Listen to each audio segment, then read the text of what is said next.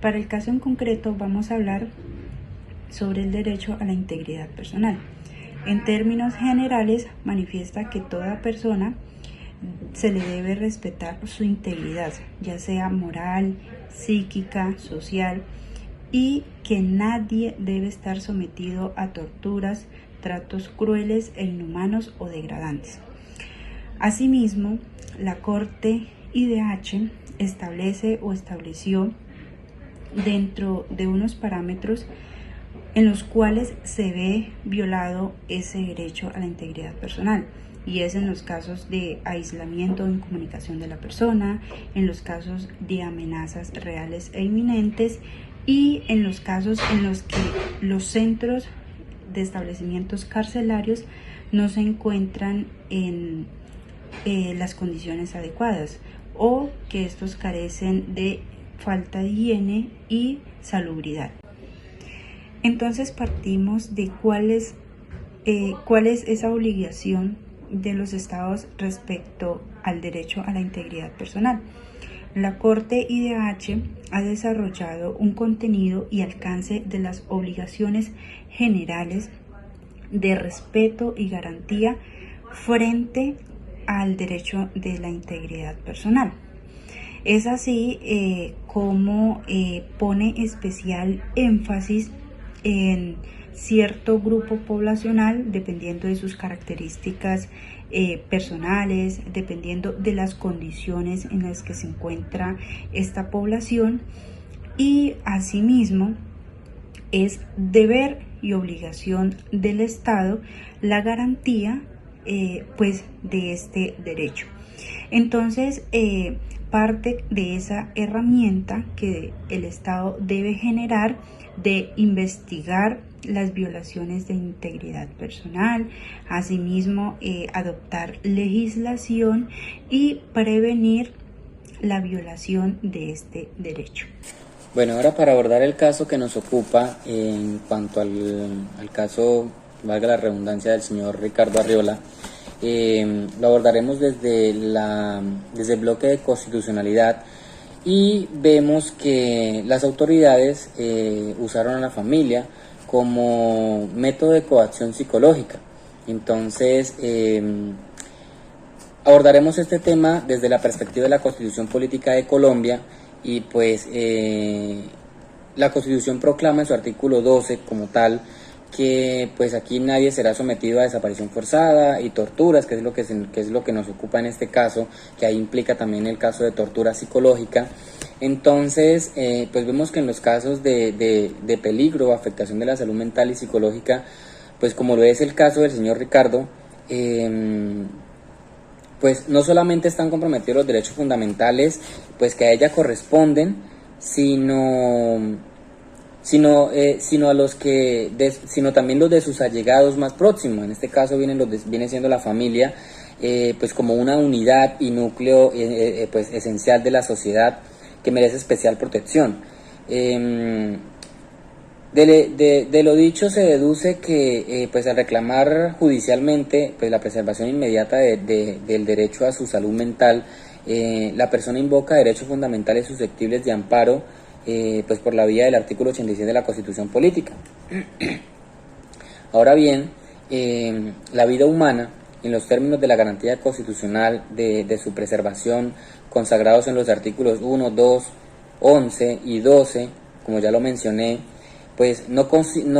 consiste solamente en la supervivencia biológica, sino que pues tratándose justamente de la que corresponde al ser humano, pues requiere desenvolverse dentro de unas condiciones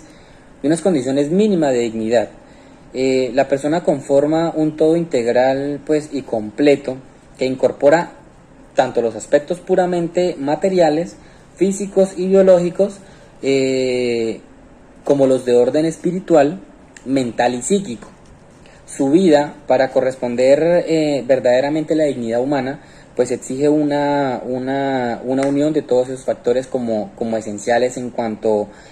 contribuyen a configurar el conjunto de sus capacidades pues psicológicas, y pues por esta razón se infringe pues en esta vulneración de este principio de derecho fundamental pues a la integridad personal en el caso del señor Ricardo Arriola. Bueno, ahora bien, recordemos que los países ratificantes de la Convención Interamericana de los Derechos Humanos están comprometidos internacionalmente a respetar y ser garantes de que se cumplan y se den a cabalidad los derechos humanos. Es por ello que ante cualquier eventualidad de una presunta violación de uno de estos derechos, de esos derechos humanos reconocidos, cualquier persona, grupo de personas o alguna entidad no gubernamental reconocida en uno o en más estados de los miembros de la OEA pueden escalar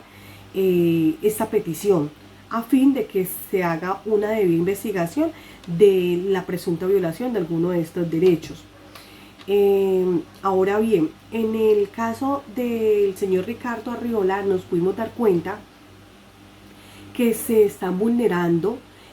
unos derechos, entre esos el derecho a la integridad personal. Si bien es cierto, en la Convención Interamericana de los Derechos Humanos, en su artículo 5 nos dice que nadie puede ser sometido a torturas ni a tratos crueles ni inhumanos. Recuerde, cuando hablamos de torturas no solamente nos estamos refiriendo a torturas físicas, sino también a torturas morales, psicológicas, psíquicas, que como tal vayan en contravía de la violación o vulneración de los derechos. Es por eso que, dando aplicabilidad directamente al caso en concreto, nos damos cuenta que el señor Ricardo fue sometido a estas torturas, logrando conseguir una confesión por medio de la coacción moral, porque fue por medio de que mira él, que llega a su familia, la mandan a llevar a donde él está detenido, y es de esta manera como empiezan a coaccionarlo para poder lograr dicha confesión. Recordemos pues que toda fuerza que no sea estrictamente necesaria, dado el comportamiento del sindiciado detenido, todo esto que vaya en contravía, que se utilice fuerza adicional cuando no sea necesario, todo esto va en contravía de los derechos humanos y va en contravía de la dignidad humana. Es violación al artículo 5 del derecho de la integridad personal. Pues en este sentido se estaría creando una situación amenazante, y se podría constituir en algunas circunstancias como un tratamiento inhumano para la persona como tal que esté inmersa. Como bien sabemos, al señor Ricardo Arriola es aprehendido por agentes del Estado, los cuales lo coaccionan para que él mismo se autoincrimine. Esto es lo que argumenta su abogado defensor, que es coaccionado para que se autoincrimine. Entonces, las normas legales vigentes relacionadas en este caso en concreto,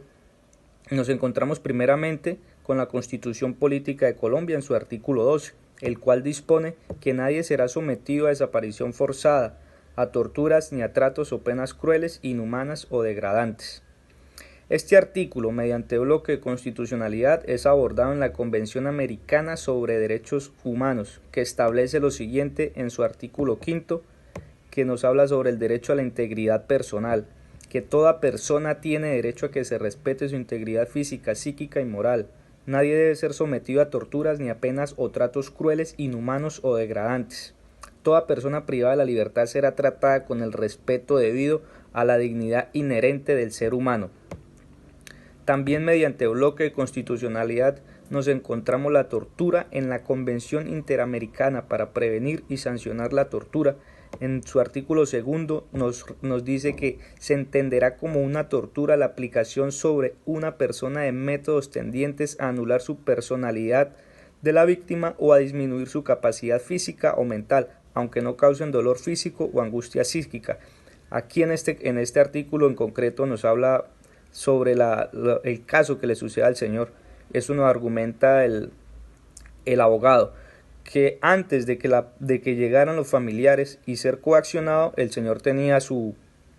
modo de pensar diferente. Después de que llegó la familia, el señor cambió. Entonces aquí esto es lo que nos habla en el artículo 2 de la Convención Interamericana para prevenir y sancionar la tortura. Otro caso en particular es el artículo 7, en el cual dispone que los estados partes tomarán medidas para que en el adiestramiento de agentes de policía y otros funcionarios públicos responsables de la custodia de personas privadas de su libertad provisional o definitiva, en los interrogatorios, detenciones o arrestos se ponga especial énfasis en la prohibición del empleo de la tortura, que en este caso en concreto fueron agentes policíacos los que torturaron y coaccionaron a esta persona. Nos encontramos también haciendo conexidad con el tema de la tortura mediante bloque de constitucionalidad que está reglamentado en el Pacto Internacional de Derechos Civiles y Políticos en su artículo 7. Partiendo de que el derecho a la integridad personal es entendido como ese conjunto de condiciones, ya sean físicas, psíquicas y morales, que le permita al ser humano su existencia, claramente pues sin menoscabos en alguna de estas. Es decir, que la integridad física nos referencia a que una persona debe ser protegida contra agresiones en su cuerpo. Asimismo, la integridad psíquica abarca la plenitud de sus facultades, ya sean morales, ya sean intelectuales y emocionales. En cuanto al caso en concreto, pues este señor fue constreñido o manipulado mentalmente contra su voluntad, pues así lo sostuvo su defensa, que hubo una violación de la integridad psíquica. Quise traer una jurisprudencia, la cual es la sentencia C-143 del 2015, que es una demanda de inconstitucionalidad contra el artículo 178 en el inciso final parcial de la ley 599 del 2000, la cual rige pues el Código Penal. Dice textualmente que no se entenderá por tortura el dolor o los sufrimientos que se derivan únicamente de sanciones lícitas o que sean consecuencia normal o inherente a ellas, alegándose que hay una violación a la dignidad humana,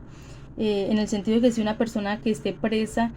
podrá recibir torturas, recibir tratos crueles e inhumanos y degradantes. En ese sentido, la Corte se pronunció afirmando que en el artículo 16 de la Constitución Política, el hombre es un fin en sí mismo y que su dignidad depende de la posibilidad de autodeterminarse. En cuanto a que las autoridades están precisamente instituidas para proteger a toda persona en su vida, entendiéndose como en un sentido amplio como una vida plena.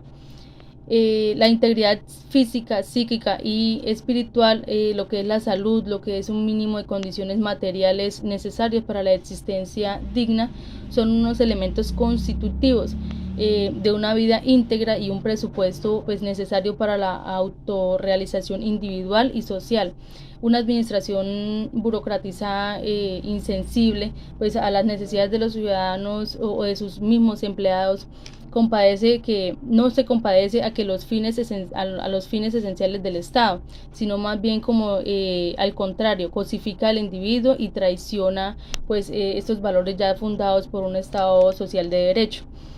Asimismo, la dignidad humana no es una facultad que una persona necesita adquirir o para que el Estado se la conceda. No, ese es un atributo esencial, es inherente pues al individuo y por lo tanto el derecho fundamental se refiere a que se le dé un trato, a que se le respete completamente la dignidad humana. Para finalizar, es importante que los estados o en el estado en que se haya presentado este tipo de violación de este derecho, pues a la persona se le preste tanto ayuda médica como psicológica y buscar estrategias o planteamientos en los cuales se vincule esa no repetición de esa violación del derecho.